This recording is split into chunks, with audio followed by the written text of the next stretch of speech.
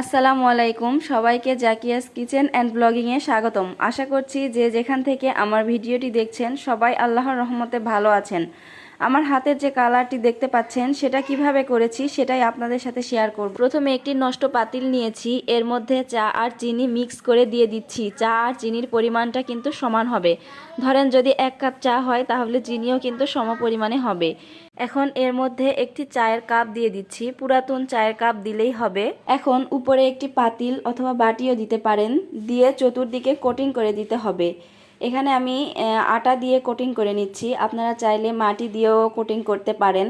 এখন চুলায় বসিয়ে হাই হিটে 3 থেকে 4 মিনিট জাল করে নিতে হবে।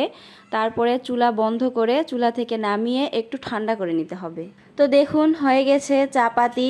এখন হাতে লাগানোর পালা। হাতে লাগানোর সময় একটু আটা মিক্স করে নেবেন, খুবই অল্প পরিমাণের আটা দেবেন যাতে হাতে লাগানো যায়, এরকম বেশি দেওয়া যাবে না কিন্তু। আর হাতে লাগানোর আগে একটু চুন আর সাবান মিক্স করে নখে দিয়ে ধুয়ে ফেলে তারপরে যদি দিতে পারেন তাহলে অসম্ভব সুন্দর একটা কালার হয়। আপনারা নিজে না করলে বুঝতে পারবেন না। যাদের অ্যালার্জি আছে তারা কিন্তু বাজার থেকে মেহেদি না কিনে এভাবে করে কিন্তু দিতে পারেন।